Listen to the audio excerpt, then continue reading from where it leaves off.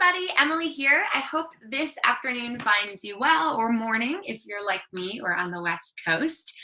I'm going to get started here in just a few minutes as more folks trickle in. But while we're getting started, I want to make sure that you know how to use the little chat function that we'll be using to communicate throughout today's broadcast. So if you look on the bottom or top of your screen, you should see a little chat button.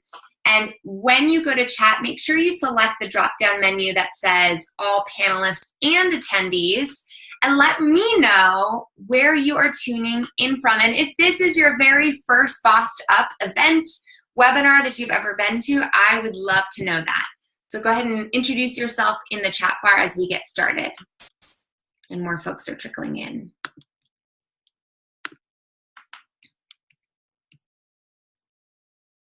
In the meantime, I'm going to get my slides up. We have a fun training today. I'm really passionate about this topic.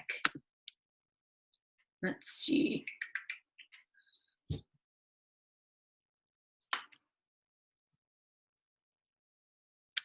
All right.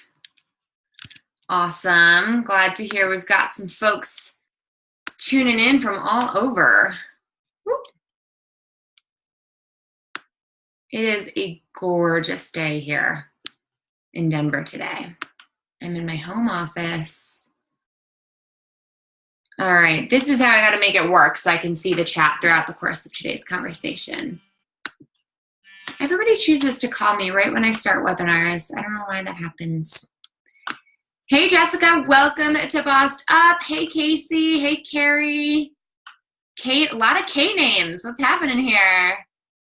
Just went to your first Bossed Up boot camp a month ago. I'm so glad to see you again, Echo. It was awesome to have you in New York with us. Yay, so glad to hear we've got some podcast listeners. Amber from Las Vegas. Hi, Paige. Awesome, Santa Fe. Wow, y'all are coming in from all over. Yay, second webinar, Jessica. You went to boot camp in Miami? That's fantastic. Wow, I'm so glad to hear we've got a good mix of folks who've been to Bossed Up Boot Camp, which is like the best thing I do. I'll tell you more about it at the end of today's conversation, and some newcomers. So as we get started, first of all, welcome to Bossed Up. I'm the founder and CEO, Emilie Aries. I'm going to tell you a little bit more about me, why I care so much about this in a moment. But as a reminder, today's deep dive webinar is kind of a continuum of one of the Boss Tip podcast episodes that I put out a few weeks ago now. I think it was the first week of May. I've been hearing from a ton of women in our Bossed Up Courage community, which I will also tell you more about if you're not in it already, that people are looking not only to change jobs or change careers, but they're really looking to use a job change as a way to change their scenery. And this is a really personal topic for me, getting a job in another state, because it was just 13 months ago that I and Brad the Boo, who I'm getting married to later this year, in fact, later this summer, it's coming up real soon, he and I made the move from Washington, D.C., where we had lived for 5 years, all the way to here, Denver, Colorado. And people ask us, like, why did you move to Denver? And I'm like, is it not obvious? The mountains, the skiing, the lifestyle, everything up here is very aligned with our values in terms of the kind of life we want to live. It had nothing to do with professional advancement. In fact, I kind of had to figure out what I needed to adapt for my business to work in this new location. And basically what that means is I fly a lot more than I did before.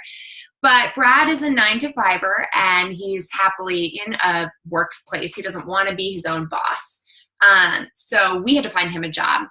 And so about 2 years ago, when we settled on Denver, after we were touring different cities saying, where do we feel like our next home might be together? Where do we feel like we might be able to set down some roots and really sink our teeth into a community that we want to belong to? We used holidays as excuses for trips to different cities. We spent New Year's in Philadelphia. We did a trip to Pittsburgh. We spent a birthday in Chicago. You know, we used different trips to try on different cities for size. And the minute we came to Denver, we fell in love, especially because we're big skiers. So then once we settled on Denver, we put a strategic plan in place for Brad to get a job there. And to be completely honest, you know, we were hustling full-time workers anyway. So doing a job search on top of hustling, as many of you know, is no easy feat. And to be honest, we weren't in a super rush about it. We were more like, okay, we know Denver is where we want to end up. We don't want to take just any job. We want this to be a good job. We want this to be a good match for Brad. And we put a plan in place that took about 6 months to execute. And I asked Brad this morning over breakfast, I said to him, you know, I'm doing a webinar today. I've got 100 people signed up, over 100 people signed up who want to know how to get a job in a different state. What advice would you give to them? And he looked at me and he said, be dating somebody who knows their shit. I think that was his exact phrasing. He was like, date someone like you who knows how to do this, because I love Brad, but communication and job searching and networking are not his strong suits. He is very talented in many ways, but he's a bit of an introvert. So the plan that I put in place worked for this introvert and made this introvert extremely valuable to his new job, where he's now been for about a year. He started April 1st of last year, and he is happier than ever before. He already got a raise that he didn't ask for. His boss gave him a raise a couple months ago.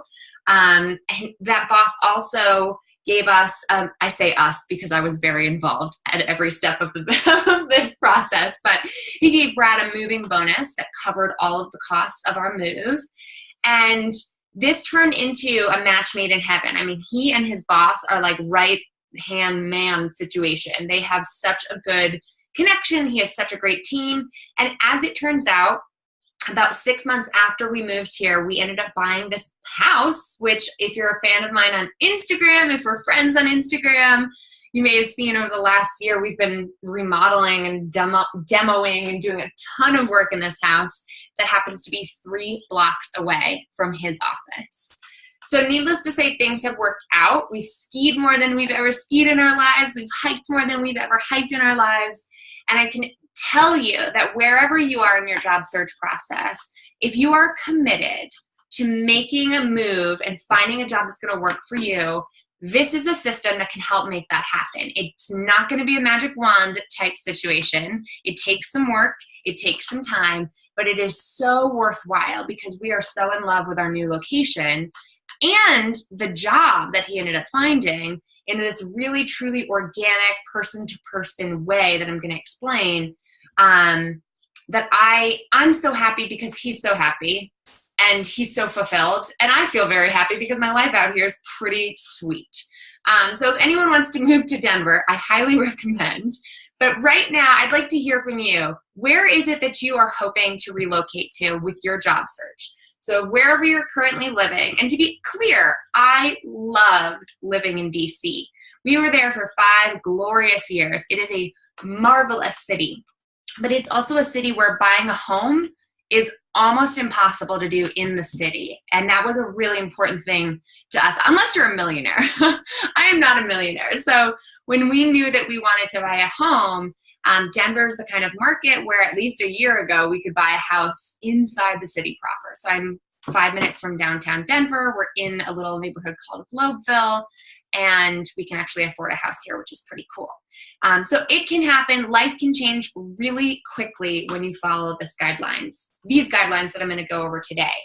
And this is part of my journey through Bossed Up, which for all of you newcomers, I started Bossed Up 5 years ago because I really truly believe there should be a place, a community where women can be radical in prioritizing not only their career ambitions and kicking it in work, but also the rest of our lives. I bring a really holistic focus to Bossing Up and really being clear that that means crafting a happy, healthy, and sustainable career path. And I started this company with that core value because, quite frankly, I burnt the hell out in my prior career. I rose very quickly in the world of campaigns and elections. I was the youngest state director in the nation for then newly elected President Barack Obama about 10 years ago now, and helped advocate on behalf of the policies that I believed in. I helped organize my community. I helped empower volunteers to make their voices heard in Washington. And I was helping everybody else, as a good organizer does, grow their power. All the while, I was completely losing touch with my own sense of power over my own life and career. I felt trapped in a really toxic relationship at the time. I'd gone from being a college athlete to not exercising regularly and never stepping foot in a gym for about 3 years there. I didn't know how to budget. I felt strapped for cash all the time and really felt out of control of my life. And it came to a head when I completely burnt out at the age of 24 and realized, listen, the whole way I've been working this overachiever, burning the candle on both ends thing, this ain't gonna work long term. And if I wanna be strategic about elongating my impact, and I should say elongating my career and maximizing my impact, I was gonna have to figure out how to do so sustainably without the guilt and all that bullshit that we women deal with because we're socialized to care for everybody else before ourselves.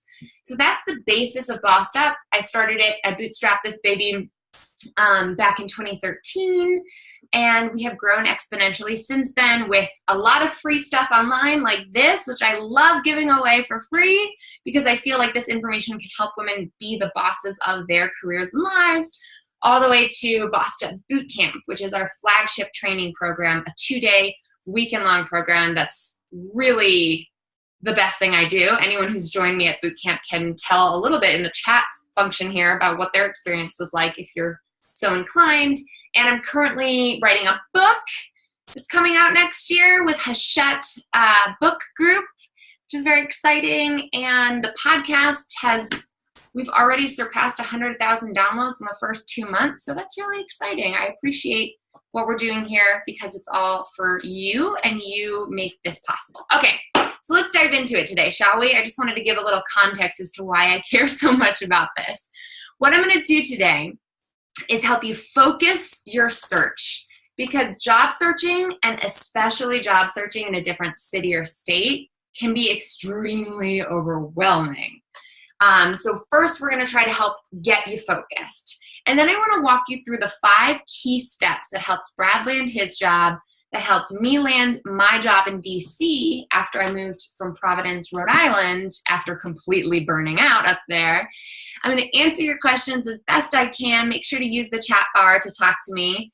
And then I want to share a few special offers for you. So if you've got follow-up questions that I don't get to today, you can always tweet at me at Bossed Up or Emilie Aries, or follow us on Instagram at both of those places. I love directly communicating with all of you through those mediums too. So let's see what we got. Diana from Miami. She's going to be attending boot camp in Chicago next month. Yay, Diana. I'm looking at my calendar up here, and I cannot believe how close we are. It's like basically 3 weeks away. So if you are interested in boot camp, you've got to register for Chicago. It's 3 weeks out, and I'm so excited. Carolyn in DC wants to move out west. Welcome to the good life. Austin, San Diego, or south to Nashville. Kate wants to end up in Northern Cali or Seattle, but we're open to other locations. Canada has some appeal, absolutely. Looking to move to Los Angeles, Pacific Northwest, fantastic. Excellent. So here's what I want you to consider. Ooh, Kansas City.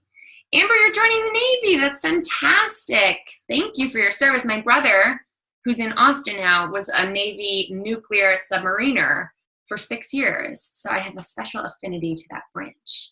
All right, I have a couple of questions for you. 3 questions in particular. The first is, do you know which city you're targeting? And I said city here, but it doesn't need to be a city, of course. I'm such an elitist. It can be a state. It can be a region. That's okay too.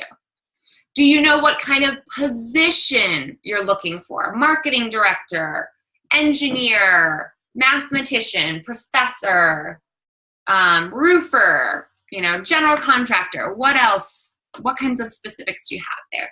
Do you know what kind of industry you're targeting? I would say that's the broadest framework. So are you looking to get into tech? Are you looking to get into higher education? Are you looking to get into engineering?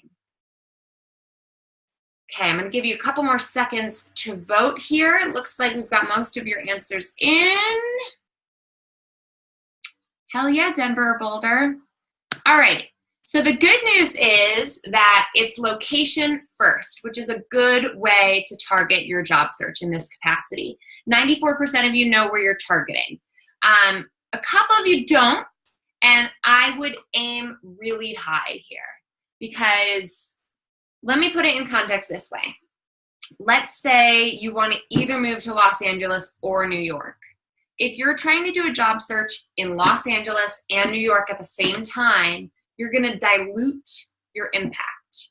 So if you can, do whatever you have to do to pick your favorite, because you're going to bust your ass to find your next job. You might as well bust your ass to find your next job in the #1 city you would love to live in. And I know some of us face decision paralysis on this, and that can be really annoying and stressful. But whatever you need to do to clarify that, maybe it's visiting both of those cities. Maybe it's talking to people who live in those cities. Maybe it's doing some internal reflection, meditation, journaling, what have you, as to what's important to you. Get clear on where you want to go first, because geographic blinders are going to help you stay focused and stay out of overwhelm. And the good news is 94% of you are already there. Oh, I'm not sharing the results yet. Let me do that. Okay.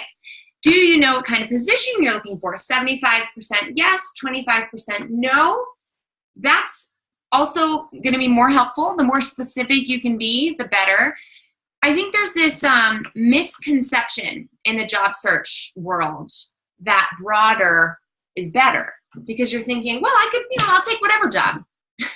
And while I understand the intent there, which is to remain open to different possibilities, when you're casting that wide of a net, it's unclear to other people how they can help you. So if you were to call up 5 friends in Los Angeles because you want to move there and say, I'll take, whatever job in higher education, it's fine with me, they're going to be like, I don't know how to help you.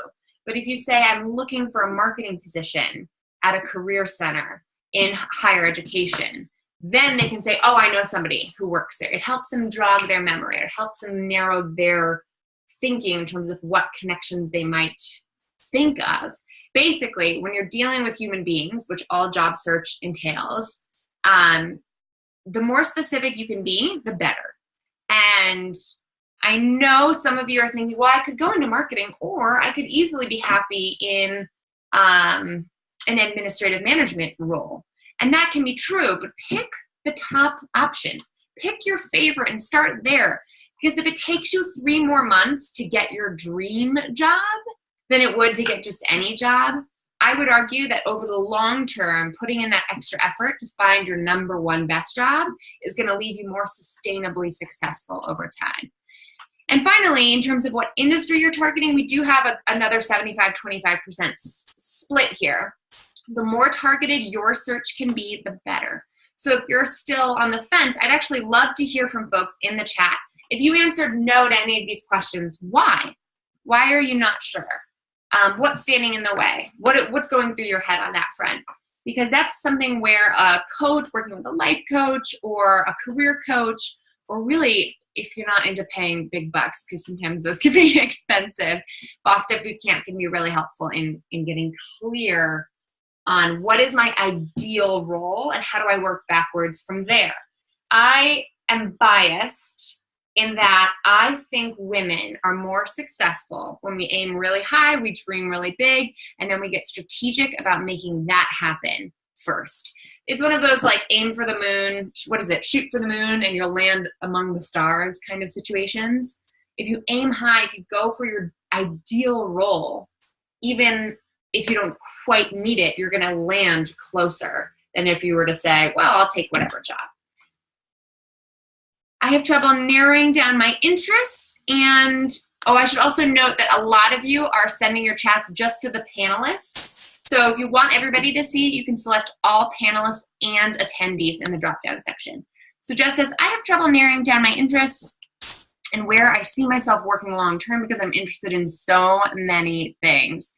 Ooh, Jess, that is a common challenge, something that we talk about a lot at Boss Step Bootcamp. And there are some introspective exercises that you can do that can help you clarify that. I, for one, like to clarify my passions and my purpose and my professional ambitions by connecting with other people who are in the industry.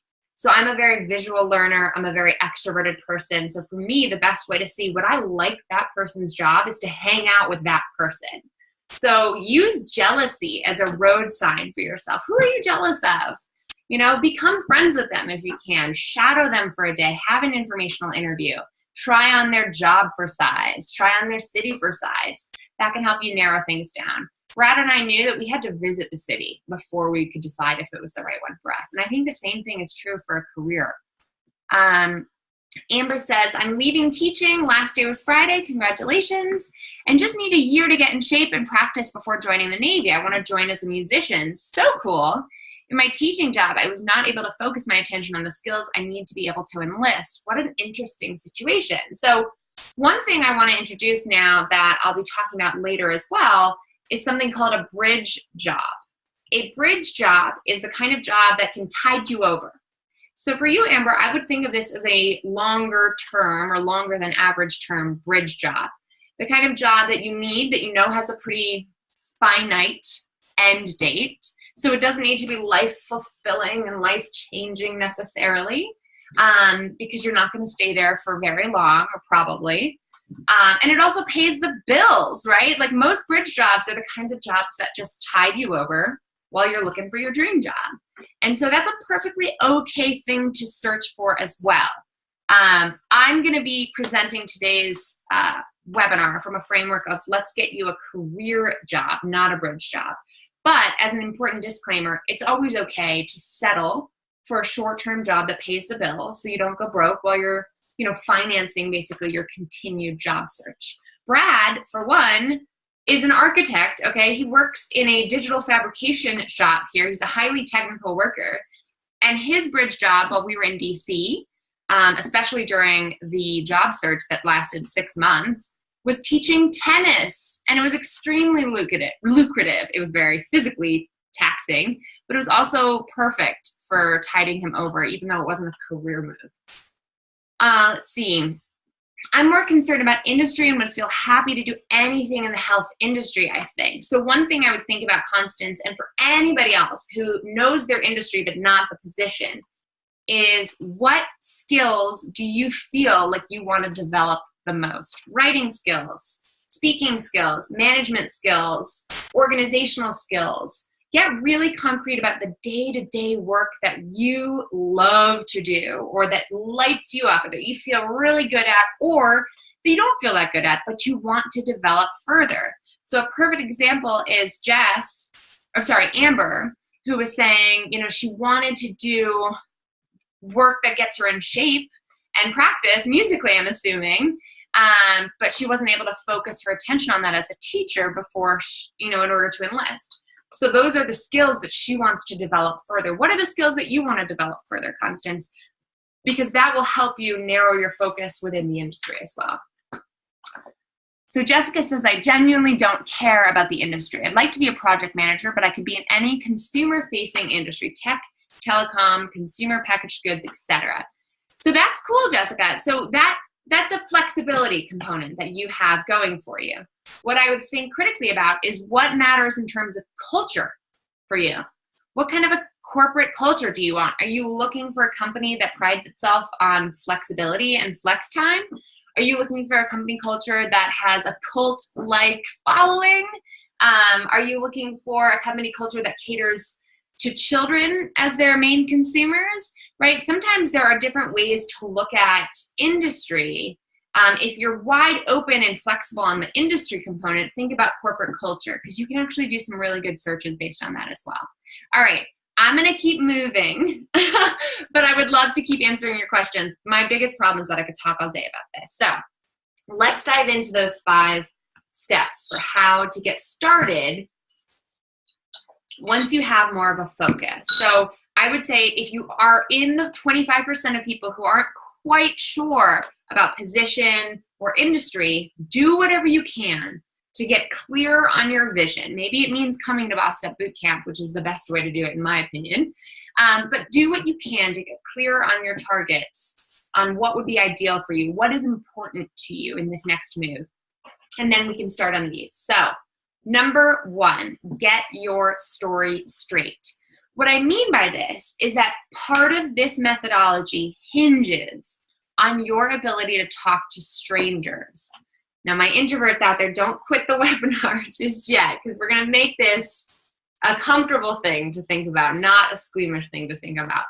But when someone from Austin gets an email from someone from Washington, D.C., saying that they're interested in learning more about their company, that person might have, it's very likely that they have a question in their head saying, who the hell is this person? Why should I answer their email? What are their actual intentions? There's a little bit of suspicion from outsiders. People are like, stranger danger, you know what I mean? So you have to win them over relatively quickly, because these strangers don't have all day to listen to your pitch, by leading with what matters most to you. What are your values? Why are you interested in a telecom agency in Austin, Texas?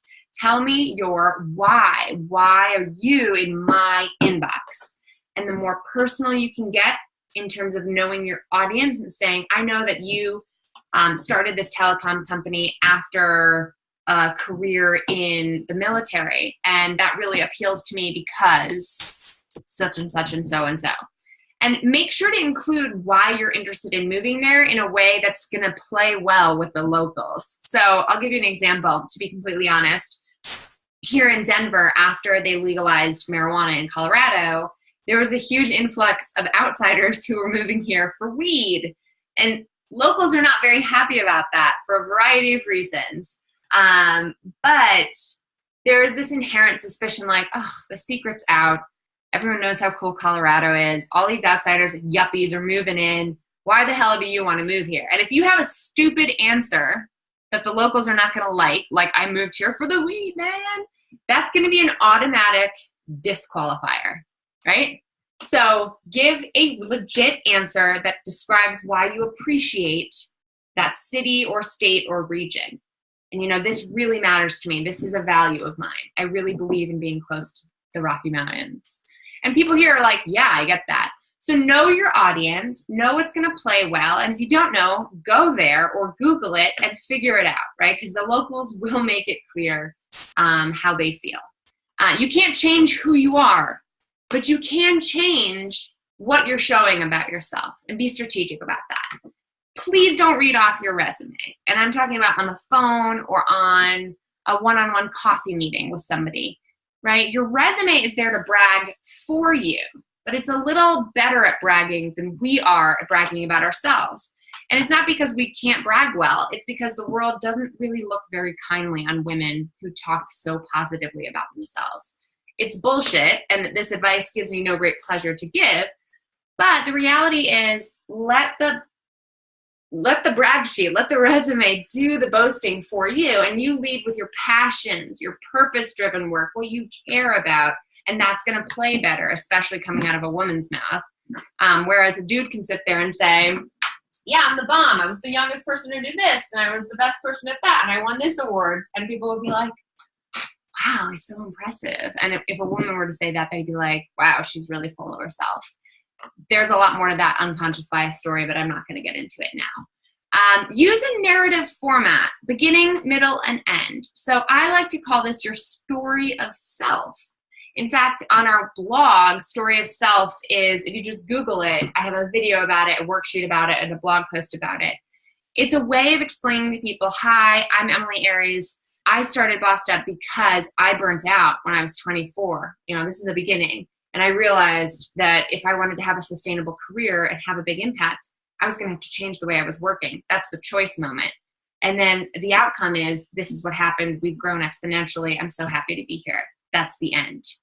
So don't say, I'm really passionate about empowering women, because nobody cares, right? Nobody cares what you say you're passionate about. You have to prove it. You have to show me what you care about by storytelling. And I'm really adamant about this because there's going to be a lot of people knocking on their door saying, hey, Google, I'd love to work for you. I'm really passionate about technology. And if you say, hey, Google, when I was 6 years old, my parents brought a computer out of the trash heap home for me to play with. I took it apart, and I knew from that moment on that I wanted to better understand how devices work and how they can work better for humans. I spent the next 20 years of my life getting a degree in this, going to grad school for that, working for 4 different organizations that focused on human-centered design, and I would love to bring my skill set to you too, right? So tell me a story. Give me a visual here.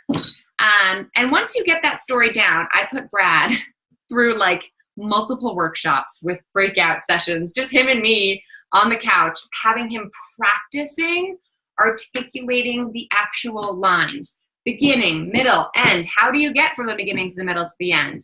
And Brad likes to say, you know, in grad school, I took this one class that changed my life forever. And it was with the CNC machine, which I don't even know what that stands for, something numerical and something. And since then, I knew that that's the machine I really wanted to help master. So I quit my job in architecture when I realized that wasn't for me. I bought this used CNC machine for $10,000 and drove it up in a box truck from Louisiana and parked it in a garage where I worked on learning how to use this machine all winter long with no heat, right? Oh, computer numerical control. Thanks, Kate. So he tells a story that shows he cares about this stuff a lot. And you kind of have to prove it, because when people tell people stories, they're more likely to remember it, they're more likely to trust you, they're more likely to believe you. So illustrate what matters most to you by telling a story about a choice moment. I have an entire workshop on that, so I'm going to move on because I could go on for forever. But Google on our at bosstuff.org in the blog, you can find story of self and more on that there. Step 2. Oh, I should add, once you master your story and sort of get that story down, make sure it highlights you in the way that you want to be highlighted to your next potential employer. That story will show up in everything else that we do, whether it's an email you send to set up a meeting, the actual contents of that meeting or phone call, your resume, your online website, whatever it might be. But getting your story straight is kind of like developing your brand, but it's more specific to this specific moment in time. Why are you trying to move? Why do you care about this industry? Explain that story. Cool. All right. Come on, slides. Here we go. Oh no, doubled up.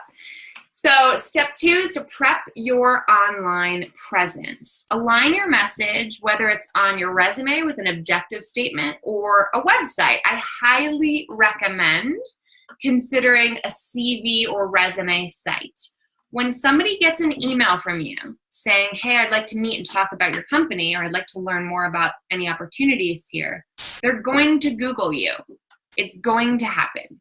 So unless you have a very unique name, you're going to have to really work to make sure your Google results are looking like what you want them to look like.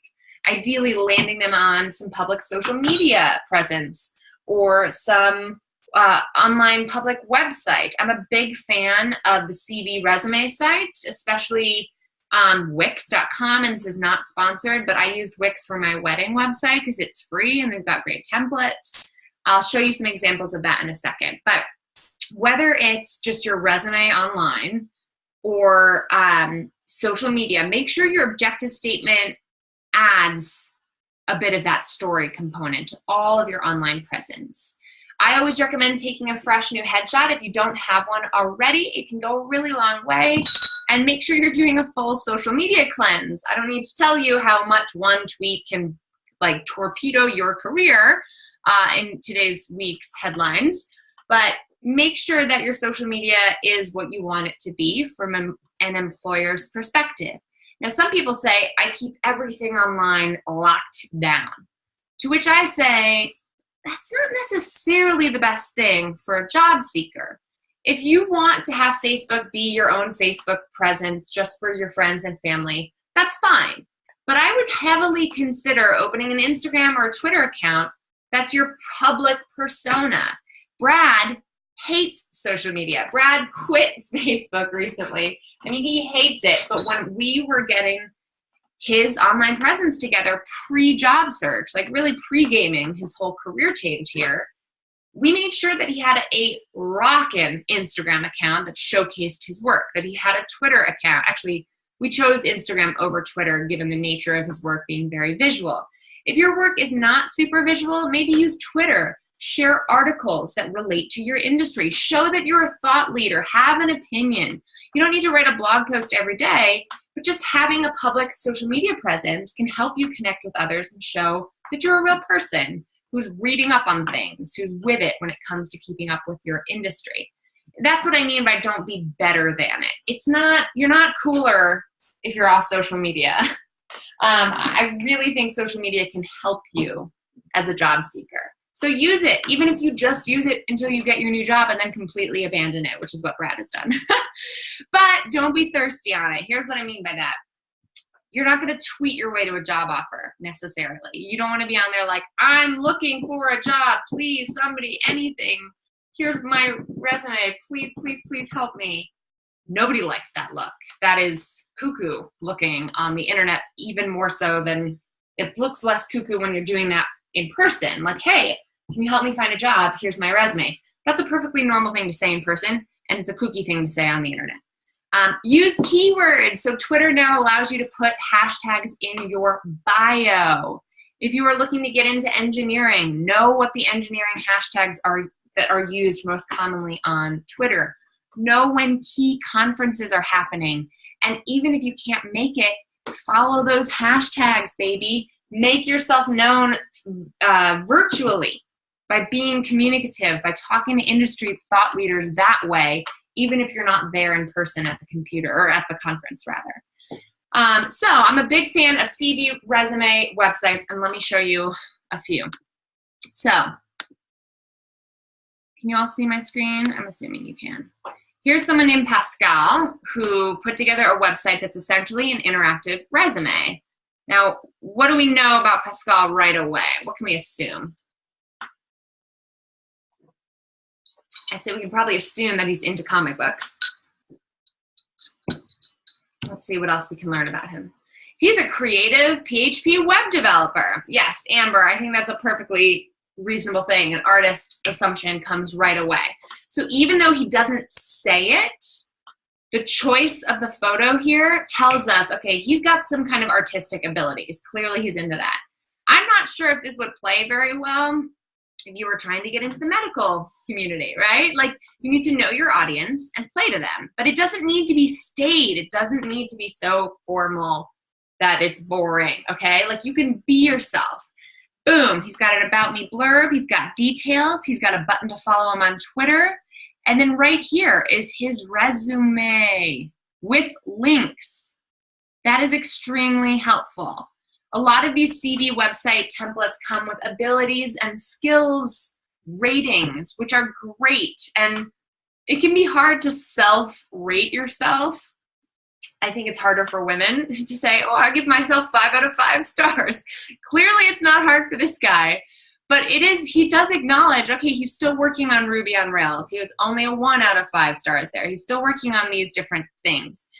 So know the industry, know the technical specs, know what they're looking for and the job descriptions you're looking for, and have those keywords on your website, right? Languages, tools, projects. So here he goes on to show us portfolio style what's happening.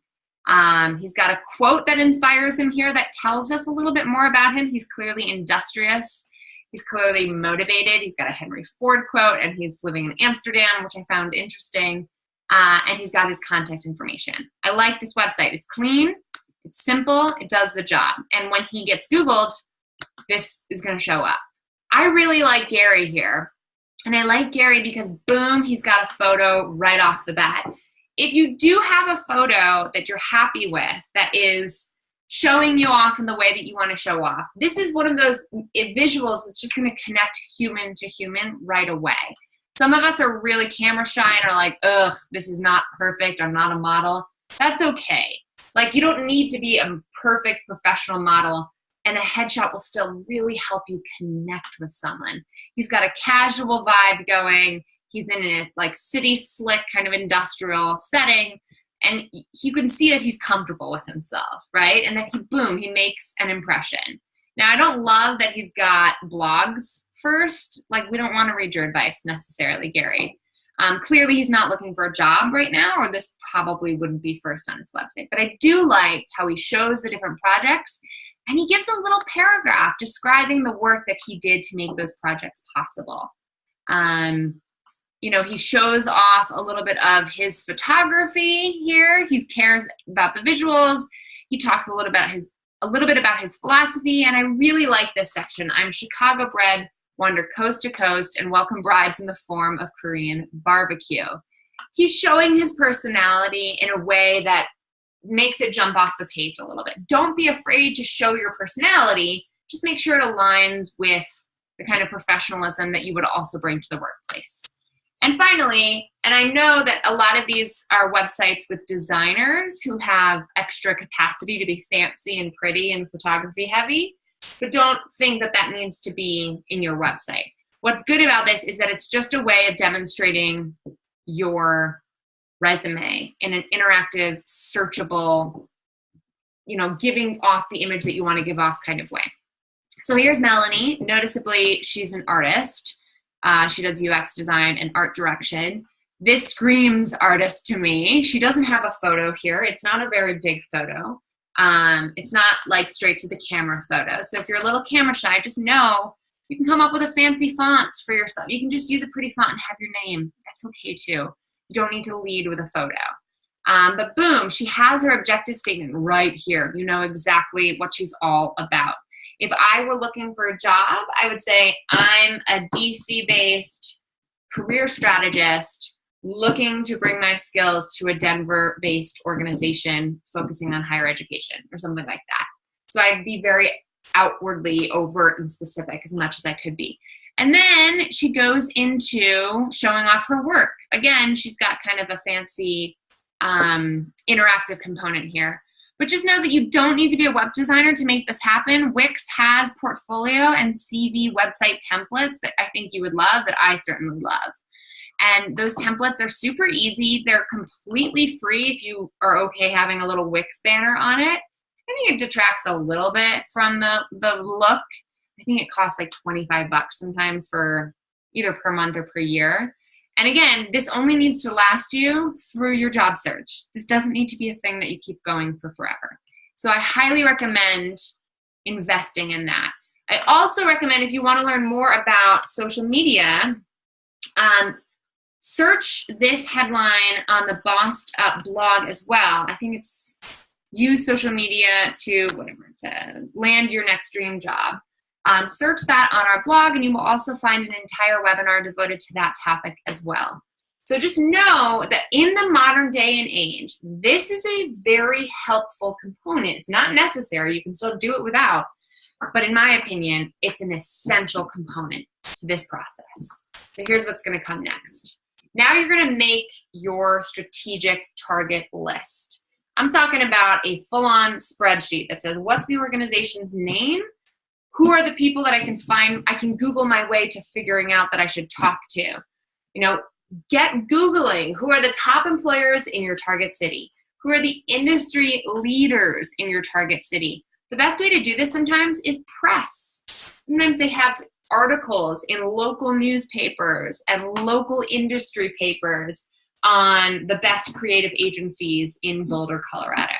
Right? Or this new creative agency, or this new engineering firm, or this new construction firm, whatever it might be.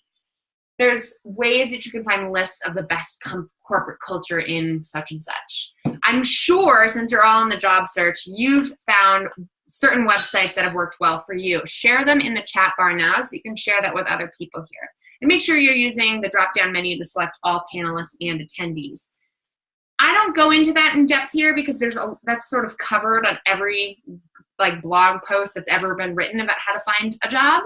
So I'm going to focus on the people first strategy. But if you have found success with any websites that allow you to search for companies and based on things like their culture or location, share them here. I'm not a big fan of that methodology. but if they work for you, I'm all about it. Research first, then reach out later.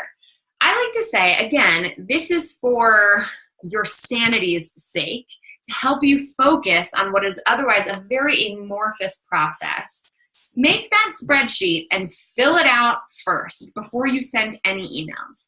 Brad spent 2 to 3 weeks just Googling, all right, construction firms, architecture agencies, creative design shops in Denver. And everyone he Googled led him to another one, or he would find an article written about it, or he would find a profile on somebody who's in the business. And that, that's a slow kind of, what's it called, when you fall into a rabbit hole type process. Like, you can Google for forever, which is why I highly recommend you give yourself a deadline. So it's almost June. Can you say by June 15, I'm going to be done Googling? Or by June 10, I'm going to be done Googling, so that you can sort of put a stop to it, because otherwise you could Google for forever. And it starts to become a vanity metric. Have you heard that term? Vanity metrics are the kinds of metrics that you track that make you feel good about making progress, when in fact you haven't made any progress at all. You're like, oh my God, I spent 5 hours this week on my job search, so I'm working hard on it. And 5 hours of Googling does not move you any closer to actually turning that into a job offer. So, think about that. And finally, track info wisely. Search for names, email addresses, real human beings whenever possible. LinkedIn is super helpful here. I've heard from a few folks that they think LinkedIn Premium is worth the subscription price while you're on the job search, because it gives you a little bit more advanced search functionalities, advanced messaging capacities. But I'm a big fan in emailing people in their inbox, not in LinkedIn. I don't check LinkedIn messages often. Don't DM me if you want my help. Email me. Find my email. It can be found. And if that means finding someone else's email and figuring out, oh, it's the first initial, then the last name at, harvard.edu. I'm going to see if I can make that work for this guy or woman that I want to reach out to, right? Whatever you got to do, get yourself a real person and a real email address. And the kinds of people who are best to reach out to are people in the department that you would like to work in. It doesn't matter if they're hiring or not. In the department you'd like to work in. If it's an enormous organization, huge multinational or national organization, I recommend the HR department. And just know that those HR recruiters get blasted with emails all the time. So if you're not getting any success there, you can also seek out people in the departments as well. You just want to get someone who can help you get your foot in the door. Anybody who returns your email is a good person to start with, right? So in those emails, when you've done your researching, now it's time to reach out all at once. I recommend scripting a little bit of a template, an email template that first asks for their time. Don't ask them if you should work there in the email. Ask them for time to ask them all kinds of those questions. So ask to ask. Send a super, super brief email. Lead with flattery. It goes a very long way. Say, here's why I love your organization. Here's why I would love to be in Colorado, working for an organization like this. Or here's why I really admire your career path and would love to talk to you. Flattery first. Then share a little bit about your story. And this is not the 30-minute version. This is the 2-sentence version. I'm an experienced architect who left the industry to really work with my hands and be more connected to CNC fabrication in particular. So you can imagine how excited I'd be to chat with you about your career trajectory. Just a little bit about your story in there. And then, this is key, link to where they can learn more about you. That saves them the Googling, and it saves you the trouble of having Google results needing to be perfect. So you can learn a little bit more about me and my work here. Boom. Those are your first 3 sentences.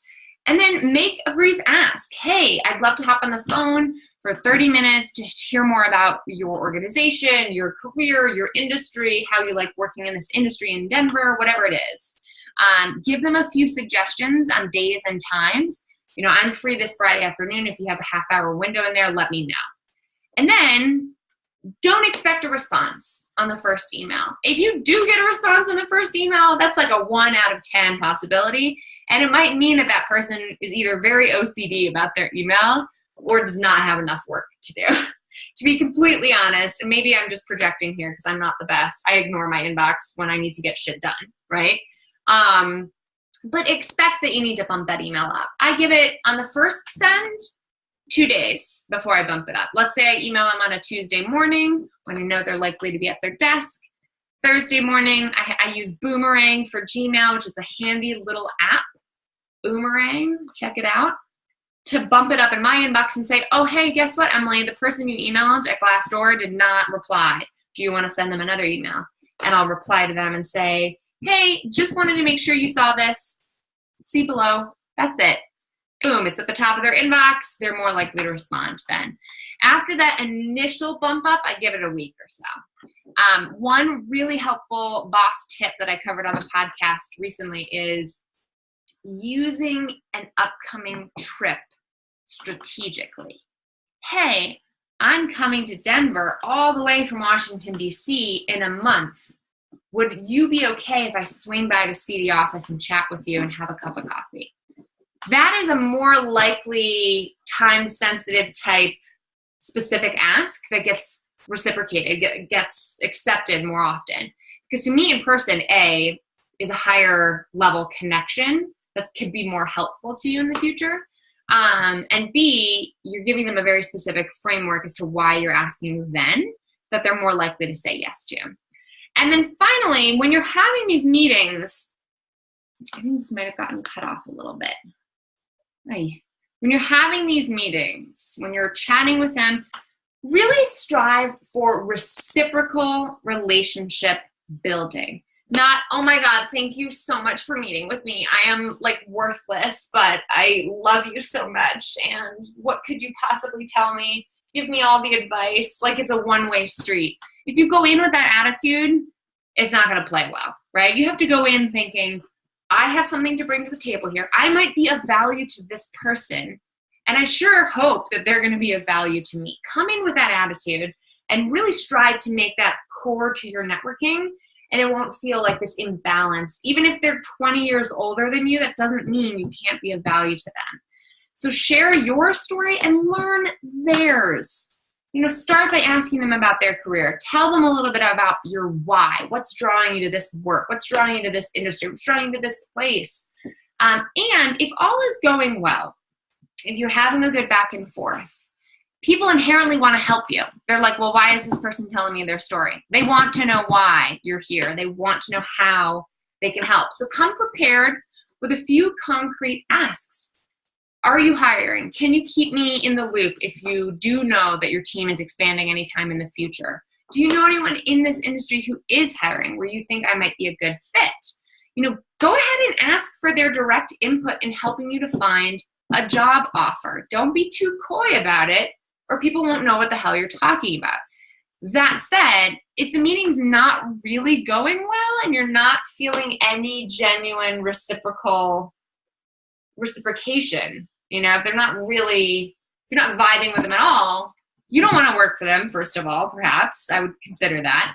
And second of all, it might not be the right time to ask for their support. If they're having a really shitty day for whatever reason, ask for their direct support via email in the follow-up. I have a great post and a video called How to Master the One-on-One Meeting that you can find on the Bossed Up blog as well if you want to go deeper into how to have those conversations without them feeling awkward. And then finally, follow up. Be grateful and helpful. Again, striving for that reciprocal networking philosophy. Send a thank you email within 24 hours. If you met on a Friday, Monday, the following Monday is perfectly fine. Follow up with any articles of note. So when Brad was meeting here, we flew out for a ski trip. It was really a job search trip that we turned into a ski trip. But this was January of last year, so 14 or so months ago. We said, okay, Brad sent off these emails. He got 18 one-on-one meetings set up. I mean, he had a rental car and he was zipping all over the city, okay? Coffee, right? Whatever it was. And he would offer to buy them a coffee or a cocktail depending on the time of day or lunch. You know, he really stacked his schedule. He had 2 days with 18 meetings over the course of 2 days. And in between, we skied. So Saturday, Sunday, we skied. He did a Friday and Monday, which meant we only had to take 2 days off of work. And it was a real whirlwind adventure. But, you know, during those meetings, it became clear that because of his research, keep this in mind, you're going to be in this position. Because of your research, you might know more about what's happening in the industry than some of the people you're talking to. So Brad would get into conversations with Jordan, who he now works for, saying, yeah, you know, these guys down on Larimer Street in Rhino, they've got this new shop that's specializing in lighting. And I don't know if you've ever worked with them, but Brad became this facilitator of future partnerships because he knew the industry, because of all the research and legwork that he'd put in. So one meeting would inspire a comment about another meeting. And so when you follow up, make sure you're taking notes. He had a little notebook with him. He's taking lots of notes. Make sure you say, hey, here's that link to that new lighting shop on Larimer that I was telling you about. You might want to connect with them. I'm sure they would love to work with you. So in your follow-up, not only are you expressing gratitude, but you can also find a way to be helpful, even if it's just facilitating connection. Use your insight, your timely knowledge of the industry in that region to be of support to the people that you're asking for their support. Keep asking about team needs. So when you're keeping in touch with the people you've built these relationships with, been talking a lot here, keep in mind that you want to keep it employer focused. So how are things growing at Von Matt? How are you developing? Like, what is your team working on right now? What are the challenges that your team is facing right now? That's going to speak to them in a hiring standpoint, but it's not about, hey, can you hire me? Can you please hire me? It's employer focused. Where do you see your business expanding in the next year? You know, where are you really struggling to fill a void, or where are you really looking to develop further? That keeps it focused on them and how you might be helpful to them, instead of, well, I'm really good at this. Can you please hire me just because I'm nice?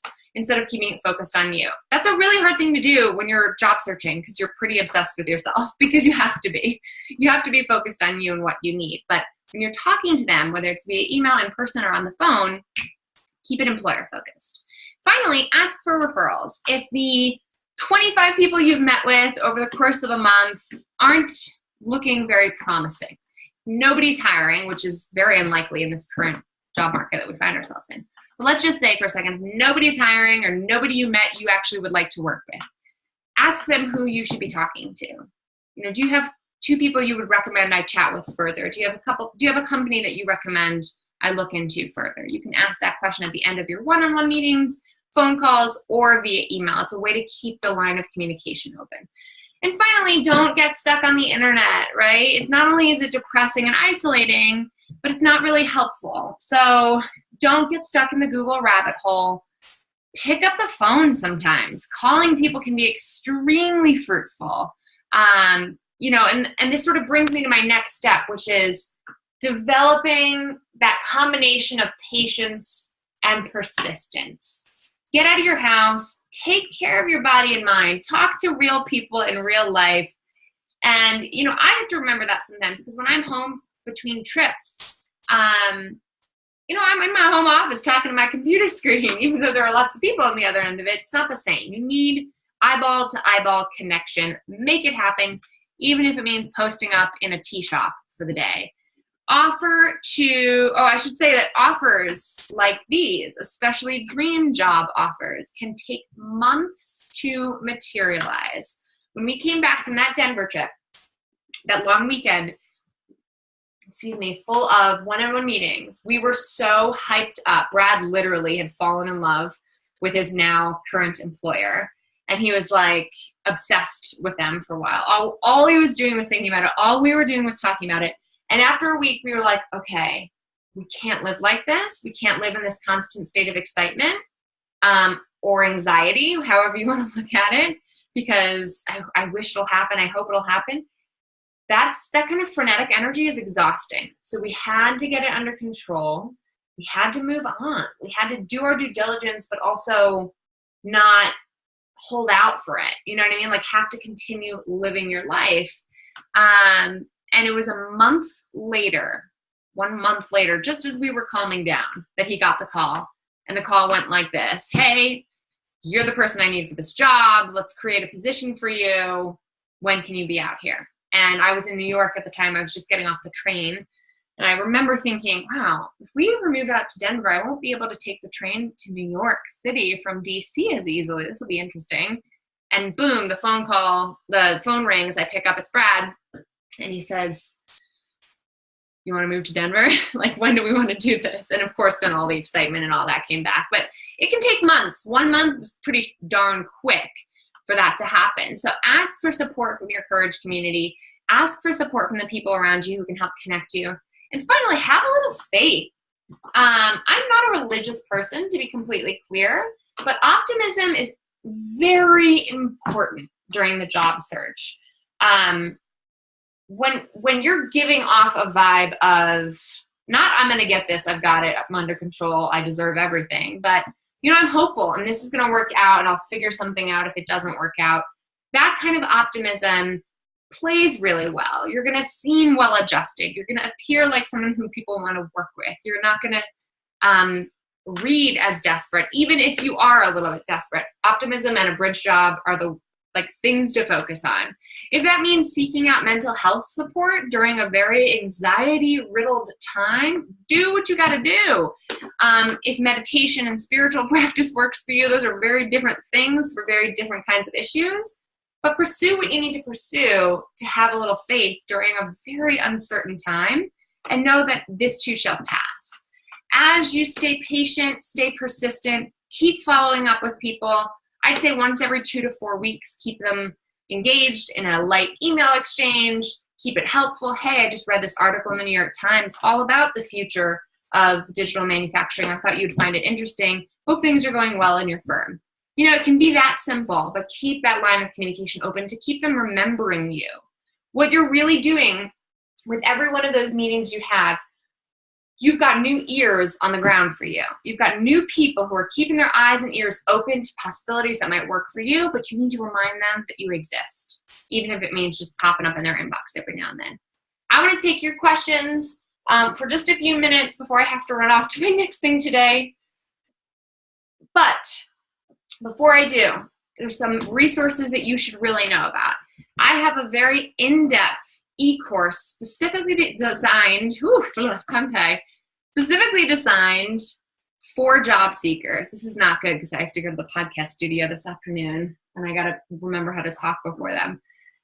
But I've got 8 in-depth lessons for you. The course is called Pregame Your Career Change. It's an 8-lesson course to prep everything you need to make your next move like a boss. It goes into greater detail on things like resume prep, objective statement writing, how to take a great headshot, how to master the one-on-one meeting. I go into a lot more detail. It's only $25 in the Bossed Up shop. So bossedup.org/shop. Bossed Up Bootcamp, I told you a little bit about it already. It's the best thing I do. It's a 2-day, Saturday, Sunday, weekend-long training for women who are navigating all kinds of big life and career transitions.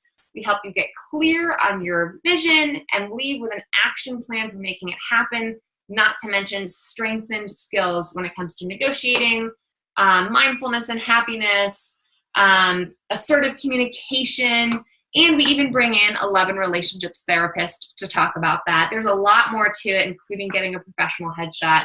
So you can find all the details at bossedup.org/bootcamp. And for the next 24 hours, just for you for joining me on today's conversation, which I really appreciate, I want to give you 20% off of our fan favorite program. This is not something we do often, but if you use the word state at checkout for the next 24 hours, for any one of our boot camps, the one coming up in Chicago in June, or the ones that we have coming up in Los Angeles and Washington, D.C., you will save 20% off. And that is not something to wait on because it will expire soon.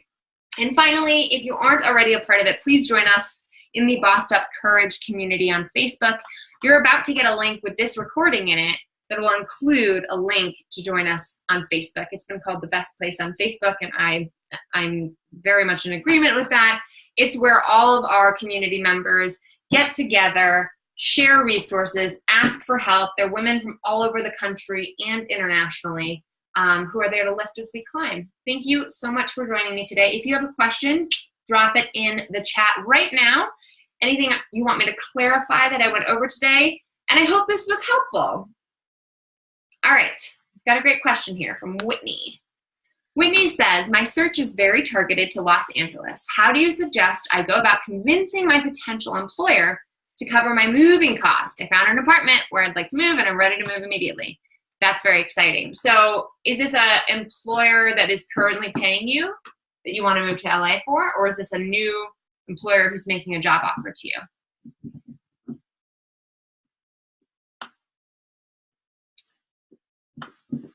Carolyn's question. I'll answer Carolyn's question in the meantime. So Whitney, clarify that for me. But Carolyn's got a great question. I'm currently unemployed and feel more pressured for time to land something in a new city. Do you have advice for when you don't have the luxury of time? Yes. Go to my Forbes column or search in the Bossed Up blog for the 5 benefits of a bridge job. You are looking for a bridge job, Carolyn. So I guess my advice on that front, first of all, it's kind of tricky to land a bridge job before you get there. I would think of what skills can you fall back on, even if it's just temporary. Like, and I'm not trying to be insulting here. I don't know anything about you, but I waitressed, I babysat, Brad taught tennis. Like, what jobs can you do that you are potentially overskilled for, but will just get you to the new city? We'll get some bills paid. It covers the urgency of paying bills, paying rent, things like that, while you're searching and continuing to search in your new city. Like I said, I'm a little bit biased towards making the right career move. And this strategy is more of a slow burn strategy for the best possible offer. But, you know, for something like finding a bridge job, it might be more like networking, word of mouth, job boards. You might be more successful the job board type situation, but I'd pick up the phone and start calling locally. Let's see. Okay, Whitney says, she means in applying to jobs for the Los Angeles area, how do you frame your cover letter to ask for, okay, don't. So, that's a perfect example of a bridge job, Lyft or Uber. So asking an employer to cover your moving costs is only something to broach in the negotiation. I do a lot of webinars on negotiation. Search my YouTube channel, search all the resources I have on negotiation on the Bossed Up blog. Moving costs are part of sweetening a job offer. And once an offer is made, that's when you start to have that conversation. So Brad got the job offer and followed my methodology for negotiating, which is buy yourself some time, get it in writing, set up a time for a live counteroffer. And during that counteroffer, that's when you'll say, great, the salary looks awesome, which he did feel about. Oh my God, how am I going to podcast today, you guys? I can't talk. And then, you know, one thing that's a bit of a sticking point for me is in order to make this work, I would like to ask for a $7,000 moving bonus. And to be completely candid, his now employer said, well, how'd you arrive at that number? Can you explain it? And he could. He said, well, here's, you know, we calculated it out. This is why I'm asking for that much. And he said, sounds like you thought this thing through. And he gave it to them. Now, it doesn't always work out that way. But what you're describing is really how to negotiate. Don't bring it up in a cover letter. Don't bring it up before an offer is made. Okay, Echo says, I'm in the nonprofit field. There are several jobs on job boards I'm interested in for Denver. What is your advice on even getting noticed when people are sifting through all the other resumes? I hate job boards. For the most part, I think they're impossible to get noticed. Monster.com means I put one job posting on Monster.com for Bossed Up once, and I got 200 emails in 2 hours. And there were really great people in there, I'm sure, but I didn't open 200 emails. So this strategy is all about people-centered job offers. How can you get a job offer that's never going to make it to Monster.com? How can you network your way to a job that's never going to be posted online? Getting noticed when there's job offers like that, really hard. Follow the steps I've just outlined, and you'll find the people at those organizations who might be able to put your resume at the top of the pile. But if they're already sifting through resumes, even if you get noticed by building relationships with people in those organizations, it might be too late. So this whole strategy is about beating them to the job board. So get the job before it makes it to monster.com. I hope that's helpful. All right, I have to run off to the studio, but this has been super helpful for me to get a better sense of where you all are coming from and what challenges you are facing as job seekers making the leap. Let me know how I can be more helpful to you moving forward. Like I said at the top, keep in touch via Twitter, Instagram, etc. That job course is helpful if you're more of a self-directed learner. If you're more of a community learner, if you want the hands-on interactive curriculum experience with different trainers who work with me, who I've trained through Bossed Up, who are experienced professionals in their own right, and do this in a community setting, Bossed Up Bootcamp is one of the only programs of its kind. This is not a big conference. This is a very intimate, interactive, intensive training experience with no more than 50 people. So I hope to see some of you there. I know that we have at least somebody here coming with me to Chicago in just 3 weeks. So get on that and tell your friends about it, because we don't get to Chicago more than once a year, and I'd love to boss up with my Midwest bosses like we're only coming once a year. All right, y'all. Have a good rest of your day. This playback will be in your inbox very soon. Take care.